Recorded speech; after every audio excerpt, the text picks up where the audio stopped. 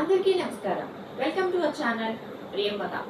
ఈరోజు 10th class పోయట్రీలోని second lesson మీరా కే పద్ గురించి చెప్పుకుందాం. हरि आप हरो जनरी भीर द्रौपदी री लाज राखी आप ढायो चीर भगत कारण रूप नरहरि धरयो आप शरीर बूढ़तो गजराज राख्यो काटी कुंजर पीर दासी मीरा लाल गिरधर हरो मारी भीर हरि आप हरो जननी भीर हरि అంటే ఎవరు ఇక్కడ? మీరా ఎవరి భక్తురాలు? శ్రీకృష్ణుడి భక్తురాలు.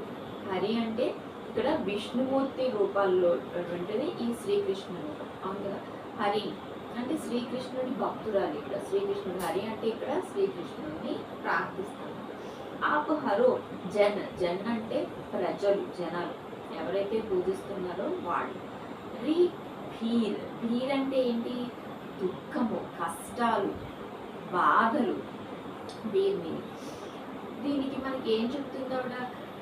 హరి, శ్రీకృష్ణ, నీవు ఎవరైతే భక్తులు కొలుస్తారో, పూజిస్తారో వాళ్ళ కష్టాలన్నీ నువ్వు నాశనం చేస్తావు, దూరం చేస్తావు, వాళ్ళ కష్టాలు లేకుండా చేస్తావు. ఎంతసేపు నీ నామస్మరణ ఎవరైతే చేస్తారో వాళ్ళకి ఎటువంటి కష్టం లేకుండా చేస్తావు అని చెప్పని. జన్ అంటే ఎవరు? భక్తులు. ద్రౌపది రీ లాజ్ రాఖీ ఆప్ డాయో చీర్. ద్రౌపది అంటే మనకి తెలుసు కదా, పంచపాండవుల భార్య ద్రౌపది. రీ లాజ్ రాఖీ, లాజ్ అంటే ఇజ్జత్ అన్నమాట. ఆప్ డాయో చీర్, చీర్ అంటే ఏంటి? ఇక్కడ ఏ మీనింగ్ వస్తుంది? సాడీ, వస్త్రం అని చెప్పని వస్తుంది అనమాట. ఇక్కడ సాడీ అంటే చీర అని చెప్పని వస్తుంది. ఏ విధంగా అయితే ద్రౌపది దేవి వస్త్రాభరణం జరుగుతుందో సభలో, అప్పుడు నువ్వు ఏ విధంగా ఆవిడ చీరని పెంచుతూ ఆవిడ గౌరవం కాపాడావో ఆ విధంగా నువ్వు అందరి కష్టాలు తీరుస్తావు. భగత్ కారణ రూప్ నరహరి ధరయో ఆప్ శరీర్. భగత్ కారణ రూప్ నరహరి అంటే, నరహరి అంటే ఆయన రూపాల్లో మళ్ళా నరసింహస్వామి అవతారం ఎత్తాడు. నరహరి అంటే నరసింహస్వామి అని చెప్పని మీనింగ్ ఇక్కడ. శరీరంలో శరీరం అంటే ఏంటి? దేహం, శరీరం. నరహరి అంటే అవతారం. నరహరి అవతారం అంటే విష్ణుమూర్తి అవతారాల్లో నరసింహస్వామి అవతారం. భగత్ కారణ అంటే భక్త ప్రహ్లాదుడు, హిరణ్యకశిపుని కుమారుడు భక్త ప్రహ్లాదుడు. ఎంతసేపు విష్ణుమూర్తి శ్రీహరి శ్రీహరి ప్రార్థన చేస్తూనే ఉంటాడు. ఏ విధంగా అయితే తండ్రి రాక్షసుడు హిరణ్యకశిపుడు, భక్త ప్రహ్లాదుడు కొడుకు ఎంతసేపు శ్రీహరి నామం, విష్ణుమూర్తి నామం స్మరిస్తూ ఉంటాడని కొడుకుని చంపించేసి పైనుంచి, కొండల పైనుంచి కిందకి తోసేసి ఆ విధంగా బాధలు పెడతా ఉంటాడు. అప్పుడు తండ్రి ఇంకా ఒకరోజు ఎన్ని ప్రయత్నాలు చేసినా కొడుకుని చంపేద్దామని చెప్పని, కానీ శ్రీహరి విష్ణుమూర్తి వచ్చి కాపాడుతూ ఉంటాడు. అప్పుడు తండ్రి చెప్తాడు, నీ శ్రీహరి ఎక్కడ ఉంటాడంటే ఎక్కడైనా ఉంటాడు, ఈ స్తంభంలో ఉంటాడో స్తంభంలో ఉంటాడని చెప్పని ఆ స్తంభాన్ని పగలగొడితే అప్పుడు విష్ణుమూర్తి ఈ శ్రీహరి రూపంలో నరసింహస్వామి అవతారంలో వచ్చి అక్కడ హిరణ్యకశిపుని సంహారం జరుగుతుంది. అది వేరే కథ. ఇక్కడ ఏ విధంగా అయితే అంటే ఇక్కడ భక్త ప్రహ్లాదుడు ఎంతసేపు శ్రీహరి నామే చేసుకుంటూ వచ్చినప్పుడు ఏ విధంగా అయితే నువ్వు కాపాడావో, భక్త ప్రహ్లాదుని కూడా కాపాడావో అని చెప్పని మీరాబాయి ఇక్కడ ఏమని చెప్తుంది? ఎవరైతే కష్టాల్లో ఉన్నారో, నీ నామస్మరణ తలుచుతూ ఉన్నారో వాళ్ళని ఎప్పుడూ రక్షిస్తానే వచ్చావు, నువ్వు కాపాడుతూనే వచ్చావు, వాళ్ళ కష్టాలని దూరం చేసావు. బూడత గజరాజ్ రాఖ్యో కాటి కుంజర్ పీర్. బూడత ముసలిదైనటువంటి గజరాజు అంటే వృద్ధ ఏనుగు తను సరోవరంలోకి దిగినప్పుడు నీళ్లు తాగుతుండగా మొసలి వచ్చి తన కాలుని పట్టుకుంది. అప్పుడు నీకు ప్రార్థన చేయగా నీవు అప్పుడు కూడా వచ్చి గజరాజుని కాపాడావు. కాటి కుంజర్ పీర్ అంటే, కుంజర్ అంటే ఏంటి? ఇక్కడ ఏనుగు.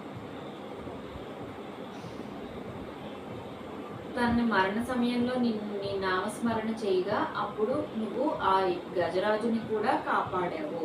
దాసి మీరా లాల్ గిరిధర్ హరో మారీ భీర్. ఈవిడ ఏమని ప్రార్థిస్తుంది, నీ దాసి అయినటువంటి అంటే శ్రీకృష్ణుని సేవకురాలు ఈవిడ దాసి. ఎంతసేపు శ్రీకృష్ణనామం, ఎప్పుడు శ్రీకృష్ణుడు కనపడతాడో తన ప్రేమని వ్యక్తం చేస్తుంది శ్రీకృష్ణుని పట్ల. అంత భక్తురాలు ఆవిడ. గిరిధారి, ఓ గిరిధారి. శ్రీకృష్ణుడికి ఇంకా చాలా నామాలు ఉన్నాయి కదా, చాలా పేర్లు ఉన్నాయి కదా. అంటే గిరిధారి అంటే గోవర్ధన్ పర్వతాన్ని తన చిటికెన వేలు మీద మోసినటువంటి శ్రీకృష్ణుడు. ఓ గిరిధర అని చెప్పని ప్రార్థిస్తుంది. నీవు వీళ్ళందరినీ కాపాడావు, అలానే నా బాధని కూడా పోగొట్టు స్వామి, పోగొట్టు తండ్రి అని చెప్పని తను వేడుకుంటాను శ్రీకృష్ణుడిని. ఇది ఫస్ట్ పద్యం. ఇది ఇప్పుడు సెకండ్ దాంట్లోకి వెళ్దాం. సెకండ్ పద్యం చూద్దాం. శ్యామ మాహే చాకర్ రాఖోజీ అంటే ఏంటి? చాకర్ అంటే ఏంటి? నౌకర్. శ్యామ అంటే ఆవిడ రకరకాల పేర్లతో పిలుస్తుంది అనమాట, కొలుస్తుంది. దేవుణ్ణి మనం ఏ పేరుతో పిలిచినా దేవుడు ఎప్పుడు మనం భక్తితో ప్రేమతో కొలిస్తే ప్రత్యక్షమవుతాడు కదా. శ్రీకృష్ణుని ఆమె శ్యామ మాహే, శ్యామ ఓ శ్రీకృష్ణ, చాకర్ రాఖోజీ అంటే చాకర్ అంటే ఏంటి? నౌకర్. నేను నీ దగ్గర నౌకర్ కింద అంటే సేవకురాలుగా చేస్తాను, నీ పనులన్నీ నేను చేసి పెడతాను. గిరిధారి లాల్ మాహే చాకర్ రాఖోజీ అంటే రోజు నిత్యం నేను ఉదయం లేవగానే రోజు నిన్ను దర్శనం చేసుకుంటాను, నీ దర్శనం చేసుకుంటాను. హమేషా రోజు నీ దర్శనం చేసుకొని ప్రొద్దుటే ఉదయాన్నే నిన్ను చూస్తూ ఉంటాను, నీకు సేవలు చేస్తాను, నీకు కావాల్సినవి అన్నీ అందిస్తాను, ప్రతిదీ చేస్తాను. ఎందుకంటే నిన్నే రోజు నేను చూస్తూ ఉంటాను. నీ దగ్గర ఉంటే నాకు చాలా సంతోషంగా ఉంటుంది, నా బాధలన్నీ దూరం అయిపోతాయి నీకు సేవ చేసుకోవటంలో అని చెప్పి చెప్తాను. చాకర్ రహస్యు భాగ్ లగాస్యు నిత్ ఉట్ దర్శన్ పాస్యు అంటే చాకర్ రహస్యు భాగ్ అంటే గార్డెన్ వేస్తాను. నేను రోజు నీ ఉదయం నీ దర్శనం అయిపోగానే నేను తర్వాత తోటలోకి వెళ్ళిపోయి నీ దగ్గర నౌకరీ చేయడంలో ఏ పనైనా చేస్తూ ఉంటాను. నీకు అలాగే తోటలు చేస్తూ ఉంటా, తోట పని చేస్తూ ఉంటా. తోటలో పువ్వులన్నీ నీకు తెచ్చి మళ్ళీ నీ దగ్గర సమర్పించి నీకు పూజ చేస్తూ ఉంటా. లగాస్యు నిత్ ఉట్ అంటే నిత్ అంటే రోజు, హమేషా. ఇంక ఏ ఒక్క రోజు కూడా నీ దగ్గర నేను లోటు చేయను, నీకు ఏ విషయంలోనూ లోటు చేయను. దర్శన్ పాస్యు రోజు అలానే నీ దర్శనం నేను చేసుకుంటాను, నీ దర్శనం కలిగే భాగ్యం నాకు కలిగించు స్వామి, ఓ శ్రీకృష్ణ, ఓ శ్యామ అని చెప్పని చెప్తున్నారు అనమాట ఇక్కడ. బింద్ రావన్ రే కుంజ్ గలి మే గోవింద్ లీలా గాస్యు అంటే బింద్ రావన్ ఏమని చెప్తున్నాడు ఇక్కడ అంటే బృందావన్ ఈ తోటలో బృందావనంలోనే కదా శ్రీకృష్ణుని పెట్టి మనం పూజ చేసుకుంటా ఉంటాం. బృందావనం. ఈ కుంజ్ అంటే ఏంటి? సక్కరి అని చెప్పని వస్తుంది అనమాట. అంటే గార్డెన్. గలీ అంటే చిన్న. కుంజ్ అంటే ఏంటి? చిన్న నేరో సందుల్ని మనకి చూడండి పల్లెటూరులో ఒక్కొక్కటి బాగా కొంచెం వైడ్గా రోడ్స్ లేకుండా సన్నని సందులు గలి ఒక్క మనిషే పడతాడు, ఒక్క మనిషి పట్టేంత దారే వస్తుంది అనమాట. అది దాన్ని కుంజ్ గలి అంటే సందు, సన్నని సందు అనమాట. ఆ సన్నని సందులో నేను నీకు పువ్వులు తెచ్చి, తోటలోని పువ్వులు తెచ్చి నీకు సమర్పించి రోజు నిన్ను చూసి ఇంకా తర్వాత నేను బృందావనంలో తిరుగుతూ సన్నని సందుల్లో కూడా నీ నామస్మరణ చేసుకుంటూ అంటే నీ ప్రచారం చేసుకుంటూ నీ గానమే చెప్పుకుంటూ నేను సన్నని సందుల్లో కూడా వెళ్ళి నీ నామస్మరణ చేసి నేను చెప్తా ఉంటాను, నీ ప్రచారం చేస్తూ ఉంటాను.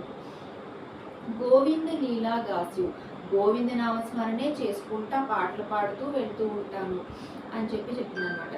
చాకరీ మే దర్శన్ పాస్యు సుమరన్ పాస్యు ఖర్చి అంటే ఏంటి? ఇక్కడ ఏం చెప్తుంది? సుమరన్ అంటే ఇంక ఎంతసేపు నేను ఖాళీ సమయంలో నేను వేరే ధ్యాసలో వెళ్లకుండా ఎంతసేపు నీ నామస్మరణే జపిస్తూ, పాస్యు అంటే భక్తి భావంతో, ఈవిడిక్కడ భక్తి భావంతో ఇంకెంతసేపు ఆయన్నే స్మరిస్తూ ఆయన గురించే తలుచుకుంటూ చెప్తుంది అనమాట.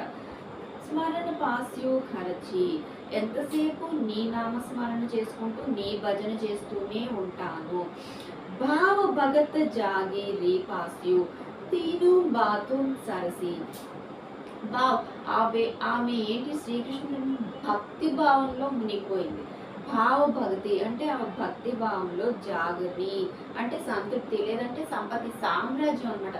ఆవిడ సామ్రాజ్యం ఏంటి? శ్రీకృష్ణుని కొలుస్తూ ఆవిడ నామస్మరణం చేస్తూ ఆవిడ సంపత్తే అది. తీను బాతుం సరసి అంటే ఈ 3 పనులే నువ్వు నన్ను నీ సేవకురాల కింద పెట్టుకో, నేను ఎంతసేపు నేను ఈ 3 పనులే చేస్తూ ఉంటాను.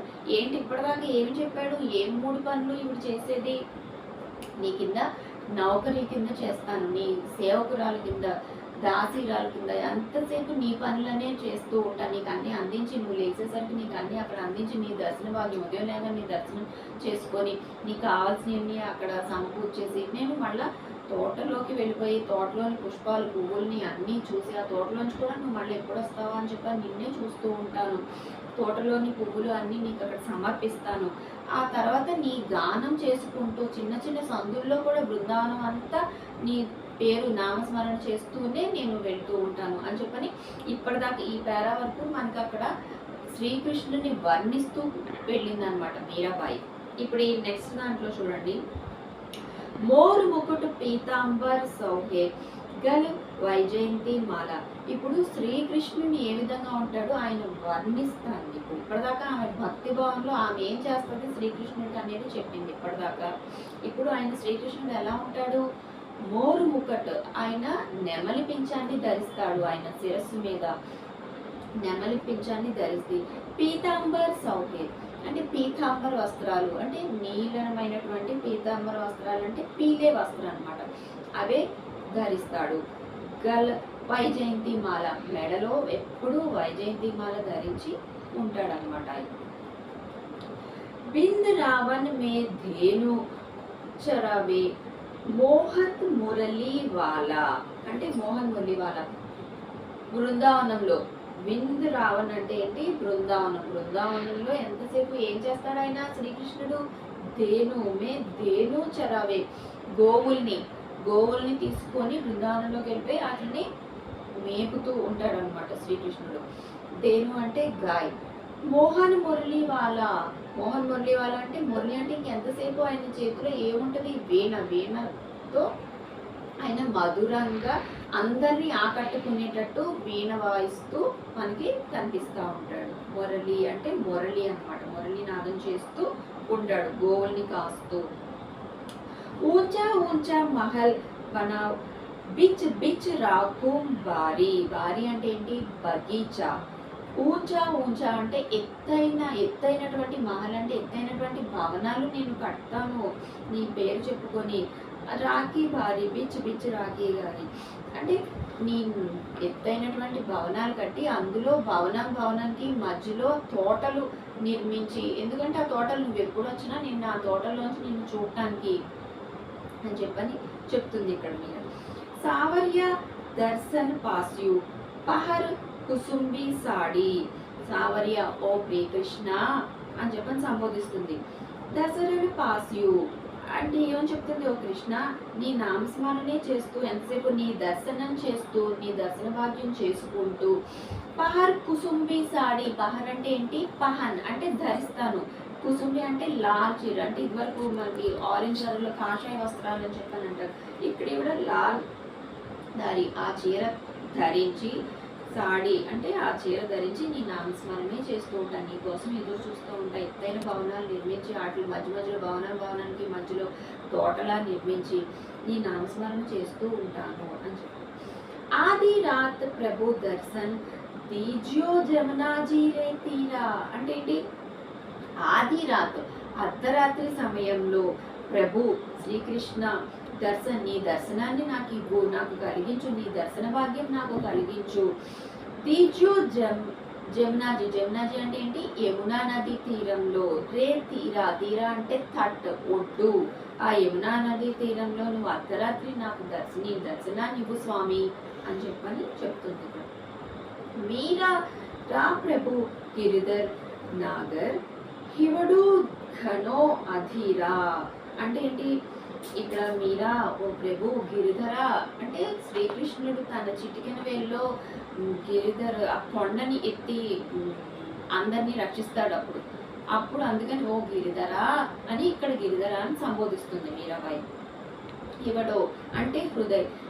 హృదయంలో బహుత్ జ్యాదా చాలా వ్యాకులు హోనా, నీ దర్శన భాగ్యం ఎప్పుడు అవుతుందని నేను ఎదురు చూస్తున్నాను. చూడండి, మనకి ఎప్పుడైనా ఎవరైనా ఫ్రెండ్ వస్తారు, లేకపోతే మనకి ఇష్టమైన వాళ్ళు మనం ఎవరైనా పిలిచామనుకోండి, వాళ్ళు రాకపోతే వాళ్ళ కోసం ఎదురు చూస్తూ ఉంటాం. అయ్యో ఏంటి ఇంకా రాలే, లేకపోతే దారిలో ఉన్నాడా, బయలుదేరలేదు. అంటే ప్రేమ, వాళ్ళ మీద మనకు ఉన్నటువంటి ప్రేమ అనమాట. వాళ్ళ గురించి ఆలోచించేటట్టు చేస్తుంది. ఇక్కడ ఈవిడ ఏం చేస్తుంది, మీరా నువ్వు నాకు ఎప్పుడు వస్తావు, భక్తి భావం అనమాట ఆవిడది.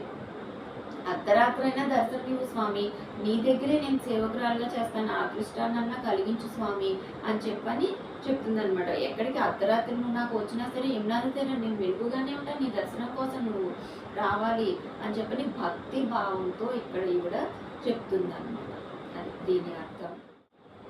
మరి చూసారు కదా, దీని అర్థం భావం తెలుసుకున్నాము. మరి మనకి ఇందులో బిట్స్ రూపంలో ఇచ్చినా సరే, క్వశ్చన్ పేపర్లో ఏ విధంగా లేదా పాయింట్ వైజ్ రాయమన్నా సరే, మనం ఈ మెయిన్ పాయింట్స్ గుర్తుపెట్టుకొని ఆ పేరా మీనింగ్స్ని అవి రాస్తే ఈజీగా మార్క్స్ స్కోర్ చేయొచ్చు. ఈ పేరా వల్ల ఒక 2 పాయింట్స్ 3 పాయింట్స్ అట్లా వస్తాయి, యాడ్ అవుతాయి మనకి. ఓకే, మళ్ళీ రేపు వేరే లెసన్లో మళ్ళీ నెక్స్ట్ వీడియోలో మళ్ళీ కలుస్తాం.